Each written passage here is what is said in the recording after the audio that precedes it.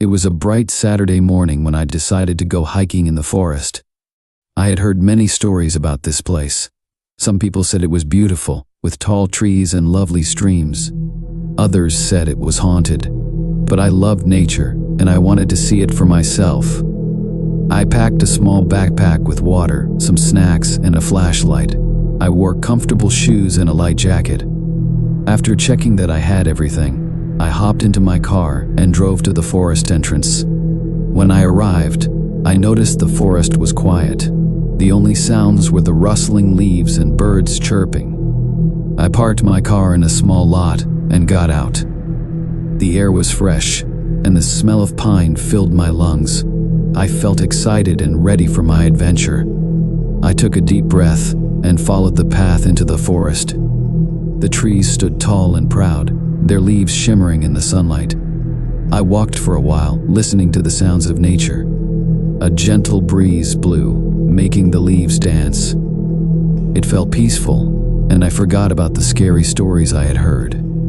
After walking for about an hour, I reached a clearing. It was a beautiful spot with wildflowers and a small stream. I decided to sit down for a break and enjoy my snacks. As I munched on some trail mix, I noticed something unusual in the distance. There was a tree that looked different from the others. It was dark and twisted, almost like it was reaching for the sky. Curious, I stood up and walked toward the tree. The closer I got, the more I felt a chill in the air. It was strange, because the day was warm. I looked around, and the forest felt different, darker, almost as if the sun was hiding behind the clouds. When I reached the tree, I noticed carvings in the bark. They looked like strange symbols, twisting and turning. I ran my fingers over the carvings, and a shiver ran down my spine. It felt wrong, as if I should not be there. Just then, I heard a noise behind me. I turned quickly, but there was nothing there. It's just my imagination, I told myself, but the feeling of unease lingered. I decided to leave the tree and continue my hike. I walked further into the forest, but the path started to narrow. The trees grew thicker, blocking out more sunlight. I felt a strange sense of being watched. I glanced over my shoulders several times, but nothing was there. I shook my head, trying to dismiss my fears. It's just the forest, I thought. After walking for a while longer, I came across a small cabin. It was old and run down, with vines crawling up the walls. The windows were broken, and the door hung loosely on its hinges. My heart raced. I had not seen anyone on my hike, and now I found a cabin in the middle of nowhere. Curiosity got the better of me. I approached the cabin cautiously. The door creaked as I pushed it open. Inside, it was dark and dusty. The air was stale, and the floorboards creaked under my weight. I peered inside, trying to make out any shapes. There was an old table, a few chairs, and a fireplace covered in cobwebs. Suddenly, I heard a sound from the back of the cabin. It was a low moan, like someone in pain. I froze, my heart pounding in my chest. Should I investigate or leave? I thought about the stories I had heard about the forest. They whispered of spirits and strange happenings. But my curiosity pushed me forward.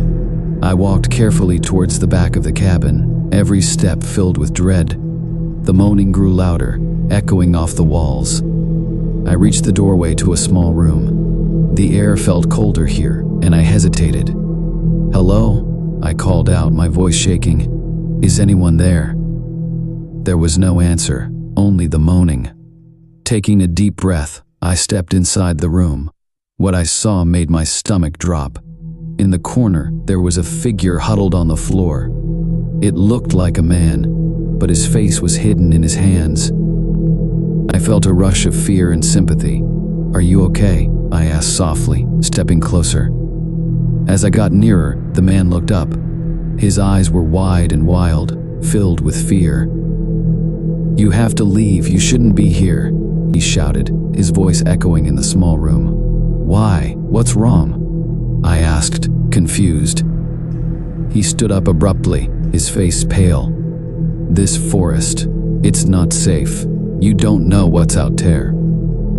Suddenly I felt a cold breeze sweep through the room. The man shivered, and I could see fear in his eyes. "You have to go now," he urged. "They will come for you." Before I could ask what he meant, he rushed past me and out of the cabin. I watched in shock as he disappeared into the trees, leaving me alone in the dark room. My heart raced. I wanted to follow him, but something held me back. The fear in his eyes haunted me. I decided it was time to leave the cabin and the forest. I turned to head back to the front, but as I stepped out of the room, I heard a noise outside. It sounded like whispering, soft and low, coming from the trees. I froze, listening closely. The whispers grew louder, swirling around me like a cold wind.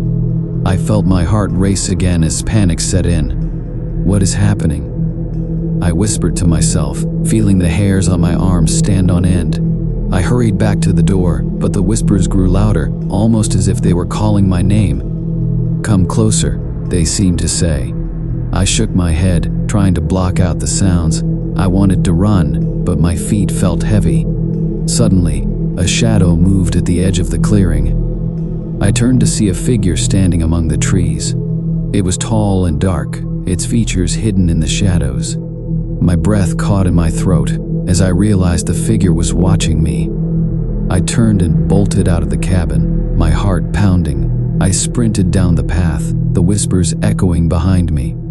I could feel something pursuing me, something dark and terrifying. I ran as fast as I could, branches scratching at my arms and face. I didn't know where I was going, but I couldn't stop. The trees seemed to close in around me, their shadows stretching and twisting.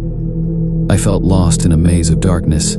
As I ran, I glanced back and saw the figure following me.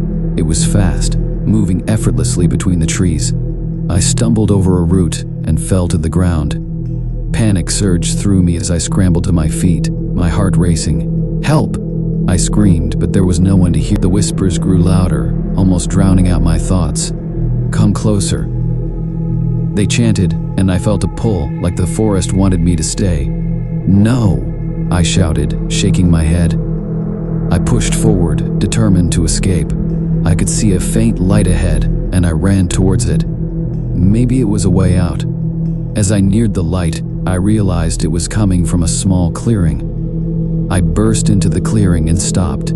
It was beautiful. Moonlight flooded the area, illuminating the wildflowers and the tall grass. But as I looked around, I felt a sense of dread wash over me. In the center of the clearing stood the twisted tree I had seen earlier, its dark branches reaching up to the sky. The whispers intensified, echoing through the air. "Join us," they pleaded, but I couldn't let them pull me in. I had to get out. I turned to run, but the shadows began to swirl around me. They danced and moved, forming shapes that seemed to reach for me. I felt cold fingers brush against my skin, and I screamed. I stumbled backward, falling to the ground. "Please, someone help me," I cried, my voice breaking. But the forest was silent, except for the whispers that surrounded me. I tried to get up, but the shadows were thickening, wrapping around my legs like chains. I could feel their cold touch, dragging me down into the darkness. Panic set in, and I fought against them, kicking and screaming. Then, out of nowhere, I heard a loud crack, like thunder. The shadows hesitated for a moment, and I seized the chance. With every ounce of strength, I pushed myself up and ran toward the light at the edge of the clearing. The whispers grew frantic, calling after me, "Stay, don't leave." But I didn't listen. I dashed through the light, my heart racing as I broke free from the shadows. As I reached the other side of the clearing, I turned to look back. The shadows were retreating, pulling away from the light. The whispers faded into silence, and I felt a rush of relief. I was free, but I didn't stop to rest. I continued running, following the path back the way I came. My heart pounded in my chest, and I could still feel the coldness of the shadows lingering in my mind. After what felt like hours, I finally reached my car. I fumbled for my keys, my hands shaking. I unlocked the door and jumped inside, slamming it shut behind me. I locked the doors and took a moment to catch my breath. I looked back at the forest, its dark outline looming in the distance. I felt a wave of fear wash over me. The whispers, the shadows, and the strange man haunted my thoughts. I couldn't shake the feeling that I had narrowly escaped something terrible. I started the engine and drove away, glancing in the rearview mirror. The forest grew smaller as I put distance between us, but I knew I would never forget what I had experienced. As I drove home, I kept thinking about the forest. What had happened to the man in the cabin? Was he still there, trapped in the shadows? I couldn't help but wonder if he had been warning me about something much darker. When I finally arrived home, I locked the door and sat down on my couch. I tried to calm my racing heart, but the memories flooded back. The whispers, the shadows, and the figure watching me. That night, I struggled to sleep. Every noise outside made me jump. I kept imagining the twisted tree and the man's fearful eyes. I felt like I had brought something back with me from the forest, a darkness that wouldn't let go. The next day, I decided to tell my friend Lisa about my experience. She loved hiking and often went to the forest, but I wanted her to know what I had encountered. When I met her at the cafe, I was nervous. "Hey, how was your hike?" she asked, smiling. I took a deep breath. It was strange. I found a cabin and there was a man inside. He told me to leave the forest. Lisa frowned. "What do you mean?" I explained everything, the twisted tree, the whispers, and the shadows. As I spoke, I could see the concern growing on her face. "That doesn't sound right. Are you sure you weren't imagining things?" "I thought so at first, but it felt real," I replied, my voice shaking. "I felt something dark in that forest, Lisa. I'm not going back." She nodded slowly, her expression serious. "Maybe you should tell someone. If there's something dangerous in the forest, people need to know." I agreed, and we decided to go to the park ranger station together. We arrived and spoke to a ranger, telling him about my experience.